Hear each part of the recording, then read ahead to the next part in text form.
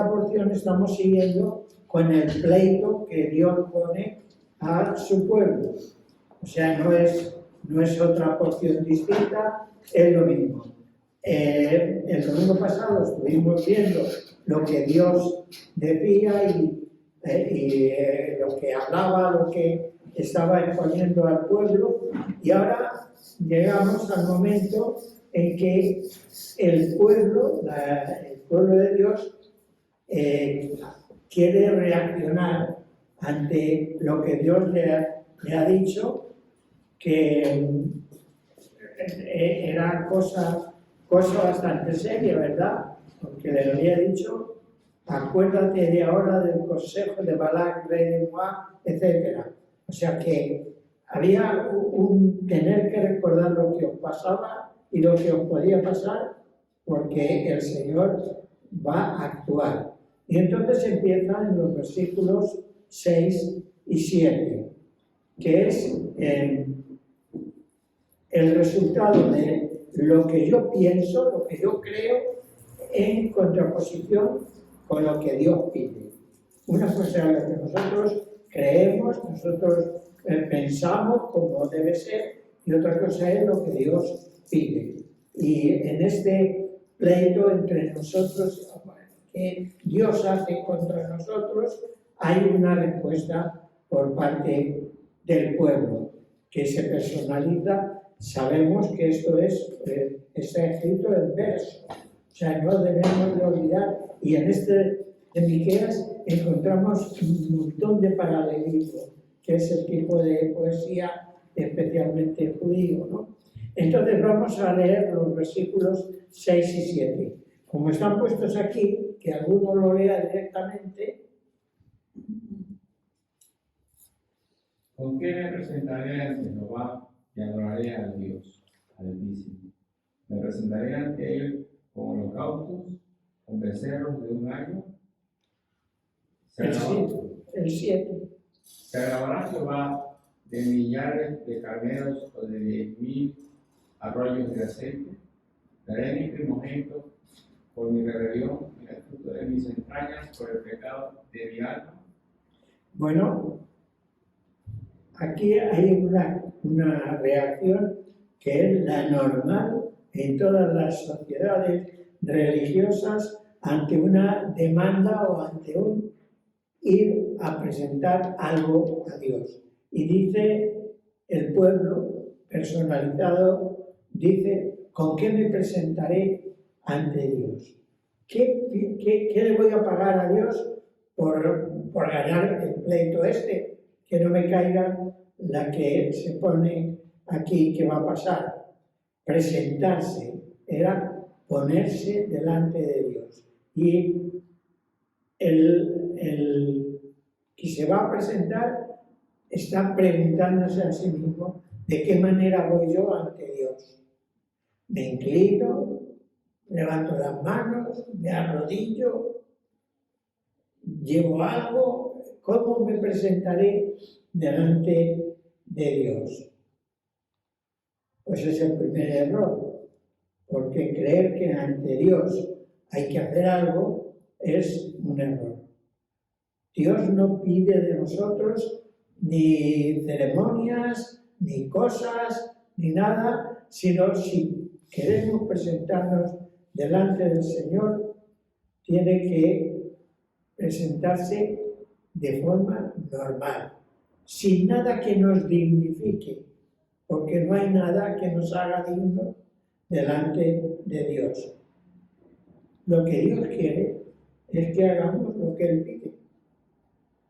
Entonces, si vamos a presentarnos ante el Señor, ya sea de forma colectiva o de forma individual, ya sea en la iglesia o en la casa o donde sea, lo primero que tenemos que hacer no es creer que vamos a hacer méritos haciéndolo de alguna manera, sino que lo que Dios pide es que hagamos lo que Él dice que debemos de hacer. Y con esa intención es con la que nos tenemos que presentar delante de Dios. Y sigue diciendo: ¿cómo adoraré a Dios? Le llevaré un montón de corderos, le llevaré ríos de aceite. ¿Qué le llevo yo a Dios para presentarme delante de Él? Pues es el segundo error. Creer que hay que llevar cosas, que Dios se le compra, que Dios necesita. Adorar al Dios Altísimo no es cuestión de ganarse el favor de Dios con regalos. Ese es el error de toda la vida de la Iglesia y de los creyentes, hacer méritos ante Dios. Dice, le voy a llevar montones de cosas, me presentaré con holocaustos. No un cordero, le voy a llevar miles de corderos, porque como es gorda la cosa, pues venga, corderos. Eso es una equivocación total. Si te vas a presentar con holocausto, piensa en lo que es el holocausto. El holocausto es que tú coges un animal y le sacrificas reconociendo que el sacrificado eres tú, que tú eras el que estaba allí en el altar. ¿Recordáis la historia de Abraham e Isaac? Tenía que llevar a Abraham a su hijo. Ahora, en vez de matar al hijo y quemarlo vivo, pues lo que hace es encontrar un cordero que Dios le pone, que es el sustituto. Eso es el holocausto. En vez de morir yo, ponemos un animal. Y además, el holocausto quiere decir que tiene que ser quemado totalmente, o sea, totalmente destruido. Así que si quieres presentarte delante del Señor, pues preséntate totalmente, destruido totalmente. Ríos de aceite. No, dice miles de litros de aceite. Bueno, el aceite tenía dos significados y tiene dos significados en la Biblia. Uno es la luz en el tabernáculo, es decir, que el aceite en ese sentido está en representación de la palabra de Dios. Lámpara es a mis pies tu palabra, lumbrera a mi camino. Así que este aceite representaba la palabra de Dios que ilumina, y por eso la iluminación tenía que ser con aceite, porque estaba representando a la palabra de Dios. Y la otra forma de presentar el aceite es como señal del Espíritu Santo, ungir. El aceite servía para ungir. Así que era la unción del Espíritu Santo, ¿no? Para la elección, para hacer el trabajo que sea. Así que si es holocausto, es nosotros entregados totalmente. Si queremos ofrendar a Dios aceite, quiere decir que vamos a dejar que el Espíritu Santo con el que estamos sellado se manifieste plenamente en nuestra vida. Y de esta forma hay que presentarse delante del Señor. La otra manera que él quería hacerlo era sacrificando a su primogénito. Bueno, sacrifico a mi primogénito. Más adelante veremos que eso era algo que estaba ocurriendo entre ellos. Y es el pecado más grave que marca la Biblia, el matar para darle a Dios un premio. Que mato a mi primogénito. Pobrecillo el primogénito, ¿y qué tiene que ver eso con presentarse delante del Señor? Así que el planteamiento que se hace el pueblo es, bueno, pues vamos a ir delante de Dios y vamos a llevarle algo para que se aplaque y este pleito, pues lo suavicemos. Pero es una idea totalmente equivocada, que es la que sigue hasta el día de hoy, ¿verdad? La salvación es por la fe, por gracia, pero hay que llevar algo. Eso es. Y nosotros los evangélicos decimos, es por gracia, es por fe, no hay que llevar nada, pero hay que llevar algo, ¿no? Algo habrá que presentar. Pues no hay que llevar nada. Hay que llevarse a uno mismo. Uno mismo dispuesto a ser quemado totalmente como individuo pecador y regenerado por el Espíritu Santo. Ir al Señor y decir: aquí estoy, Señor, reconozco lo que tú eres. Bueno, ante esa presentación del pueblo a Dios, leemos el versículo 8. Oh hombre, él te ha declarado que es bueno y que pide Jehová de ti, solamente hacer justicia y amar misericordia y humillarte ante tu Dios. Solamente Dios pide de nosotros 3 cosas, pero esas 3 cosas son de una importancia vital. Pide hacer justicia. ¿Qué justicia? ¿Qué justicia? En el mundo hay justicia, pero no estamos hablando de eso. Ahora, cuando hablamos de justicia, siempre estamos pensando, es que no es de otra manera, siempre pensamos en que hay leyes, hay formas y hay costumbres. Esta es la justicia. La justicia no es una cosa indefinida, sino que siempre se define. Entonces, ¿qué justicia es la que hay que hacer? La justicia hay que hacerla, no hay que saberla, no hay que pensarla o no hay que despreciarla, hay que hacerla. Y esa justicia es la justicia de Dios. Lo que Dios ha establecido con sus leyes, sus normas, sus costumbres. Y lo que Dios quiere es que eso que Él ha dicho, que haga el hombre porque le va a ir bien, no a Dios, sino al hombre, que a Dios le va bien aunque hagamos lo que hagamos, pero al hombre le va bien si hace esa justicia que es equidad, rectitud, fidelidad, normalidad. Todo esto que el Señor ha establecido es lo que hay que hacer. La otra cosa dice amar misericordia. Hacemos misericordia.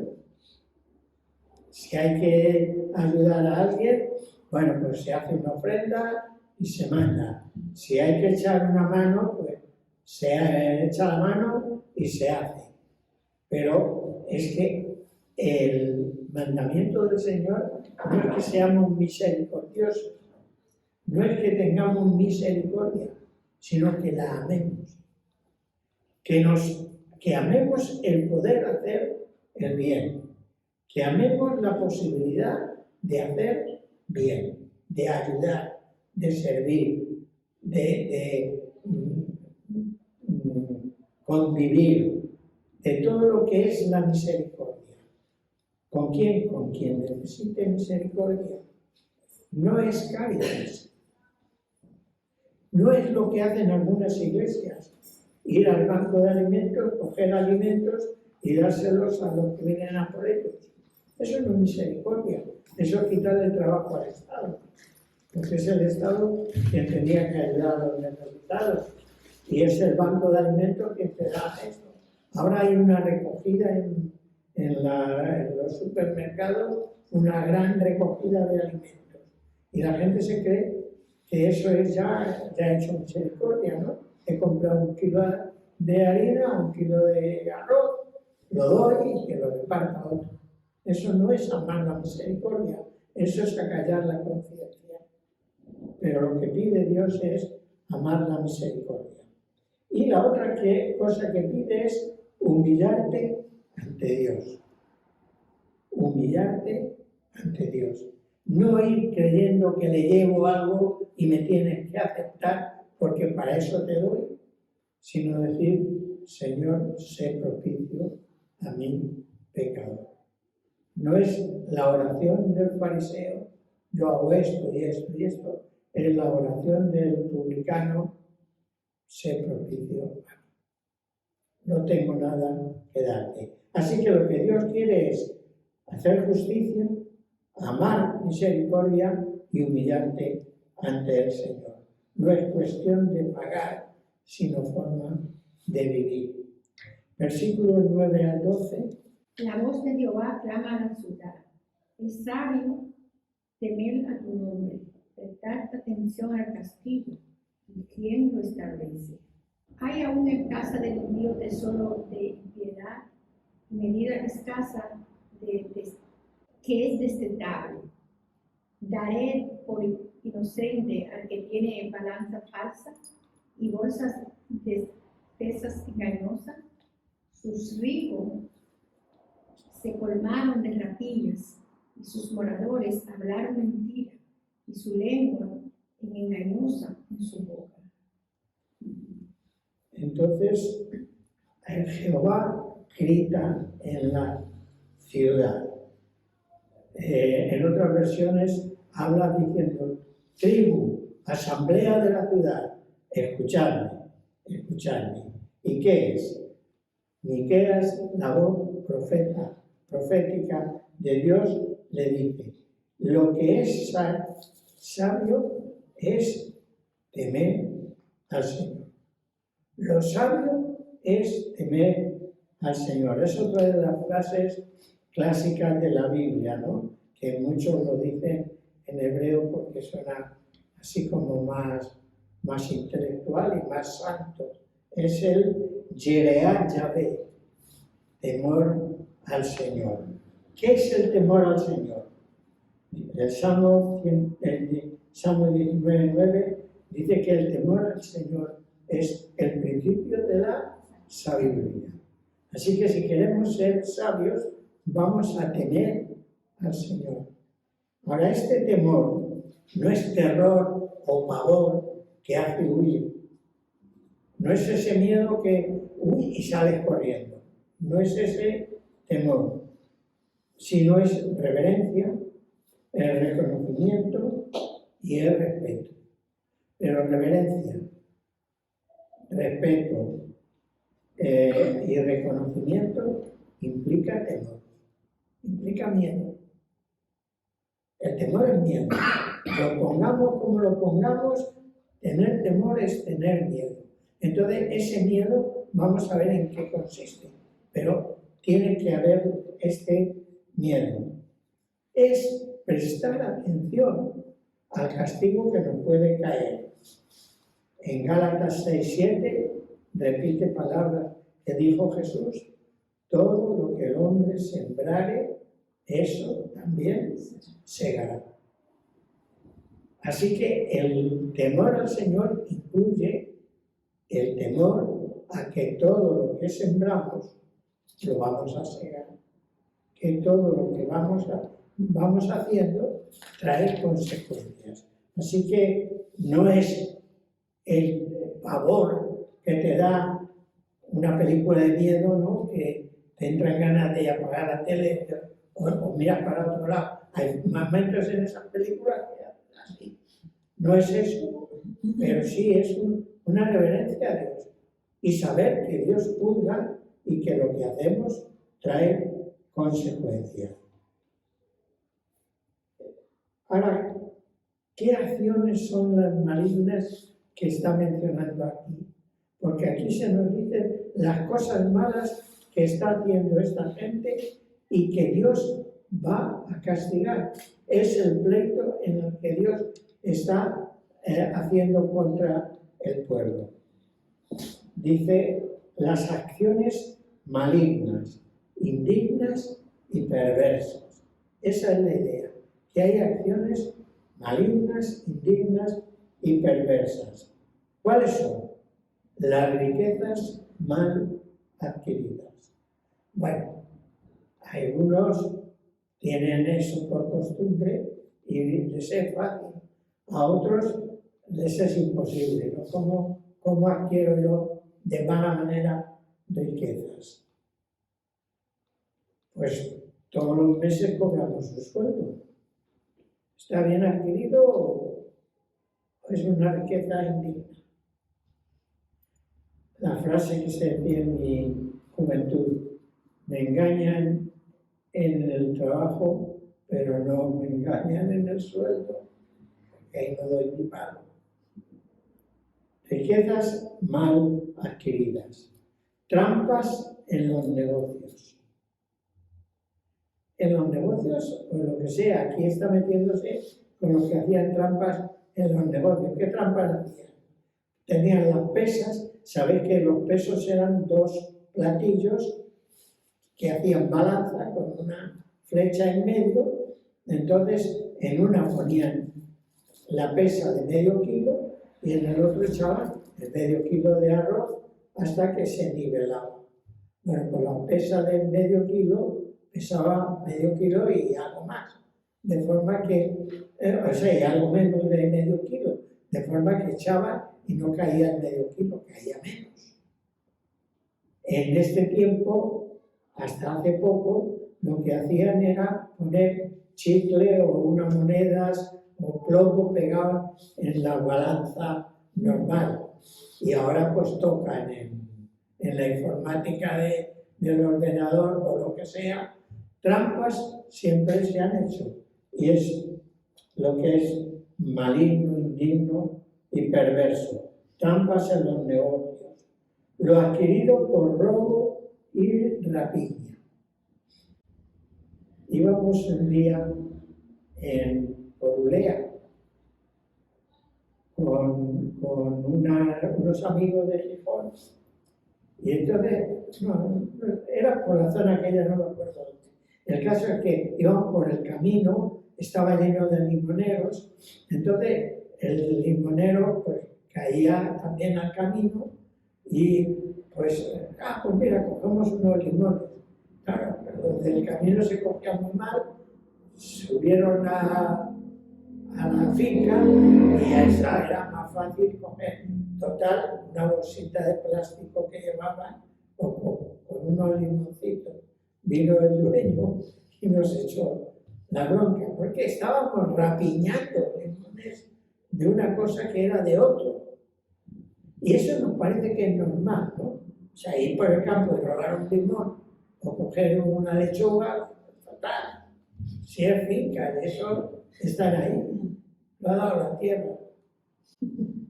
Robo y rapiña. Y la mentira y el engaño. Otra forma de pecado grave. La mentira y el engaño. Mentiras piadosas, mentirijillas, mentiritas, mentiras gordas, cosas que son bromita, y engañar. Pues, hombre, no voy a decir la verdad. No voy a decir la verdad que me cae la del pulpo. Me dan golpes por todos lados. Entonces, esas mentirijillas, esas cositas, lo que el Cantar de los Cantares llama las pequeñas zorras que nos estropean las viñas. Son zorritas, son pequeñas, no es ni la zorra grande, pero van y van machacando. Sabéis que los zorros son magos, hermanos. Tenemos unos amigos que tenían un gallinero con bastante gallinas. Y venía un zorro, mataba a una gallina para llevársela, se la llevaba y mataba a todas las que podía. Solo por el gusto de matar, o quizá para, si vengo otro día, que ya esté muerta. Las pequeñas zorras que estropean las viñas, mentiras y el engaño. El engaño, el no decir la verdad de verdad. Una verdad media es una mentira entera. Así que hay que tener cuidado con estas actitudes, que es lo que Jehová dice, mi temor, el temor que me tenéis que tener es a no hacer estas cosas. Seguimos adelante, versículos 13. Si tenéis algo que decir, lo decís ahora, calláis para escribir. 13 al 15. Por eso yo también te hice enflaquecer, hiriéndote, azotándote por tus pecados. Comerás y no te saciarás. Tu abatimiento estará en medio de ti. Recogerás, mas no salvarás. Y lo que salvares lo entregaré yo a la espada. Sembrarás, mas no segarás. Quizás aceitunas, mas no te vestirás con el aceite, y mosto, mas no beberás el vino. Os lo voy a leer en la nueva versión internacional, que no es, en este caso no hace una versión, hace una interpretación. Y dice lo siguiente. Por lo que a mí me toca, te demoleré a golpes, te destruiré por tus pecados, comerás pero no te saciarás, sino que seguirás padeciendo hambre. Lo que recojas no lo podrás retener, y lo que retengas lo entregaré a la espada. Lo que siembres no lo cosecharás, ni usarás el aceite de las aceitunas que exprimas, ni beberás el vino de las uvas que pises. Fijaos la consecuencia. Esto es consecuencia de lo que estamos haciendo. Lo que se siembra, se siembra. El Señor te va a hacer enflaquecer, dice otra versión. Te voy a enflaquecer. O sea, vas a pasar un hambre que te vas a quedar en los huesos. ¿Por qué? Y esta versión, otra versión dice, te moleré a palos. Te moleré a palos. Fijaos las consecuencias. No es ninguna broma. El pleito del Señor no es ninguna broma. El segar y sembrar no es ninguna tontería. Comerás y no quedarás satisfecho. Y es así, es así. Las cosas de la vida nunca nos dejan satisfechos. Te voy a destruir por tus pecados. Hemos leído, ¿verdad? Estarás abatido.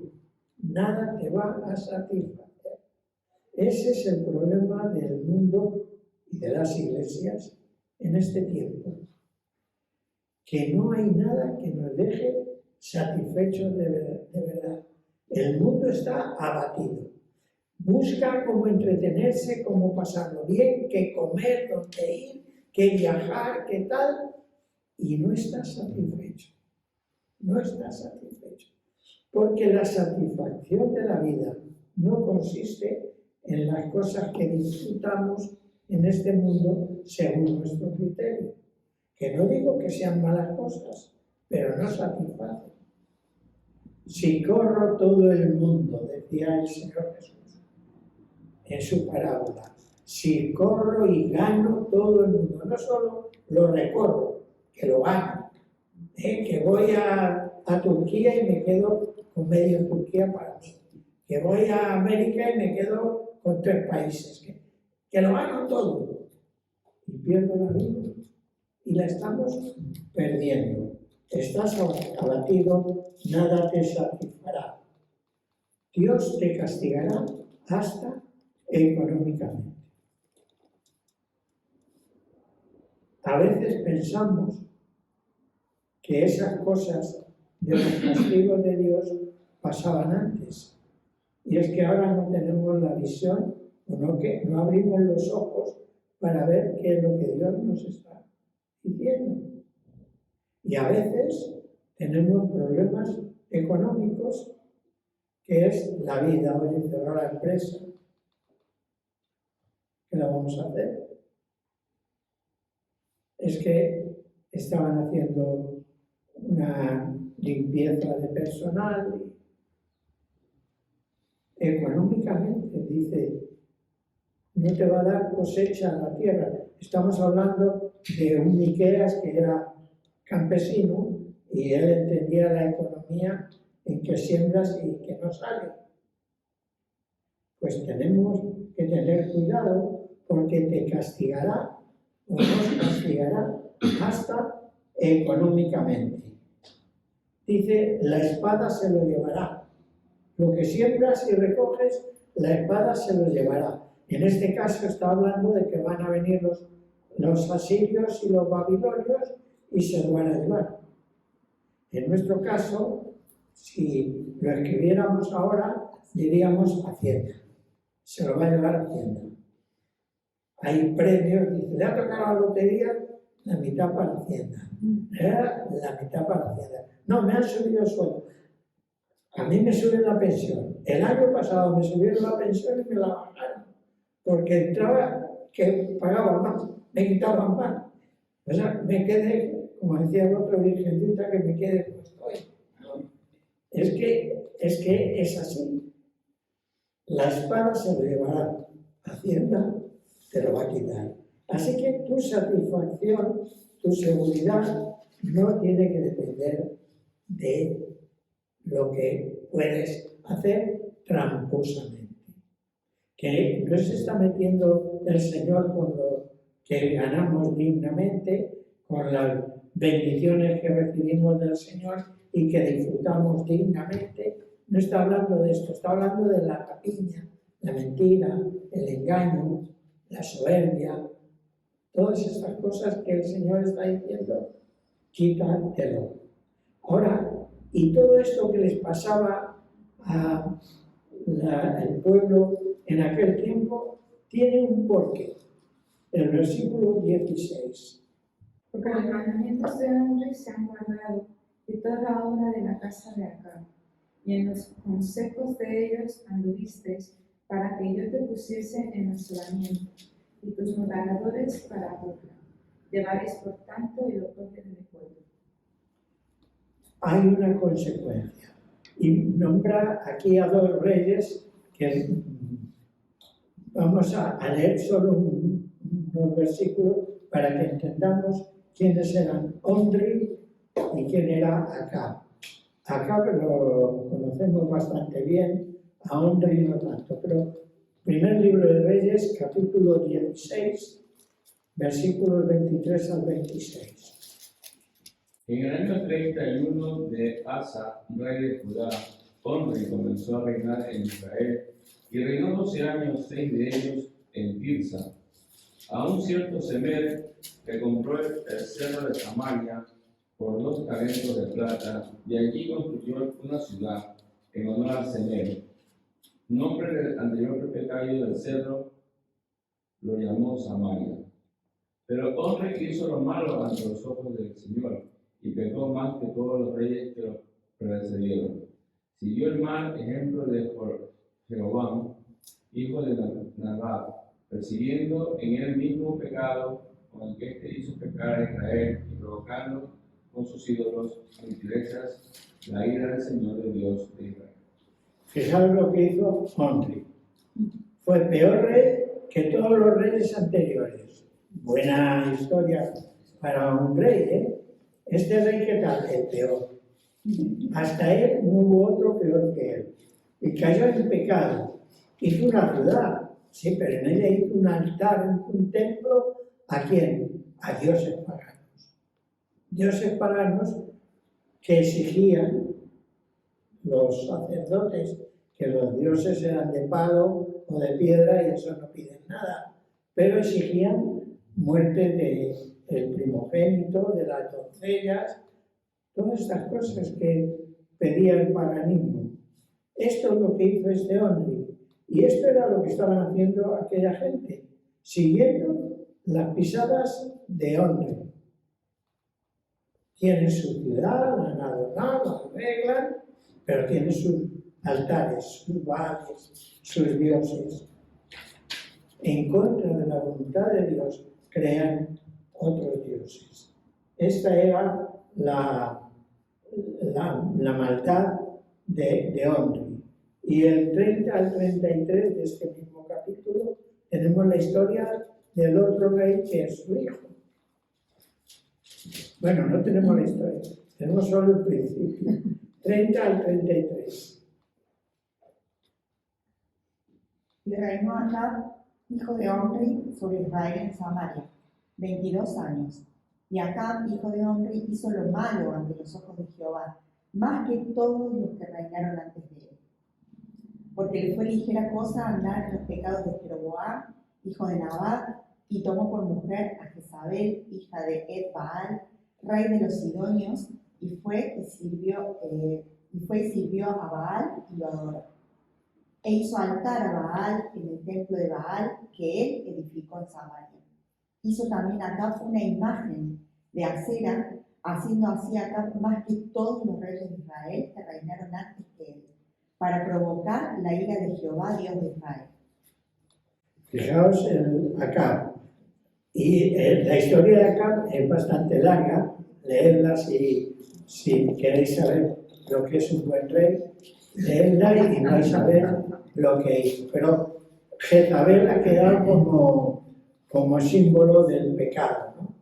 Jezabel perseguía a Elías a muerte, tenía a su corte de sacerdotes. Esto era lo que estaba haciendo aquel pueblo, sirviendo como habían hecho aquellos a los dioses, en contra del Dios eterno, el Dios que ellos consideraban su Dios. En varias ocasiones ellos habían hecho un juramento, diciendo: serviremos a Jehová, obedeceremos sus mandamientos y sus estatutos. Lo dijeron varias veces y luego hicieron lo que quisieron. Se olvidaron de servir al Señor de verdad y sirvieron a los dioses. Para esa forma grosera de actuar, supongo, no la tenemos ahora. Pero hay otros dioses.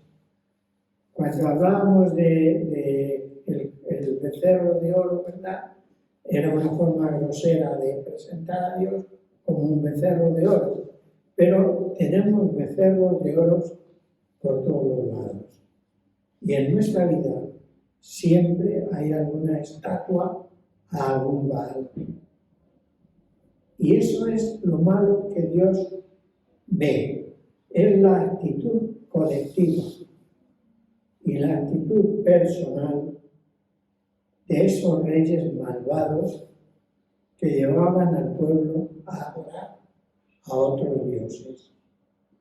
Anduvisteis en la forma de ser de aquellos reyes, actuasteis como ellos. ¿Y esto nos vale para nosotros o somos de otra manera? Como consecuencia, te entregaré a la destrucción, te voy a poner en ridículo, tendrás que soportar el insulto de la gente y hay un desprestigio que existe en nuestro tiempo entre nosotros, en las iglesias evangélicas. ¿O no habéis oído hablar mal de los evangelistas? En la que nos incluye la gente. Estos evangelistas, menudos son. Desprestigio, por andar en el Dios del dinero, en el Dios de la fama, en el Dios de lo que sea. Cuidado, porque esto también nos pasa a nosotros. Quiero acabar, para dejar un poquito de tiempo, ¿qué es lo que dice Dios que Él quiere de todos nosotros? Después de esta radiografía que nos ha hecho, de cómo somos y cómo nos portamos, ¿qué es lo que Dios quiere de nosotros? Justicia, misericordia y humildad. Justicia, hacer justicia, amar misericordia, tener la verdad. ¿Sabes? La humildad de presentarnos ante Dios. Esto implica arrepentimiento, petición de perdón, aceptación de la manera de ser cristiano, que es tomar la fe y seguir a Cristo.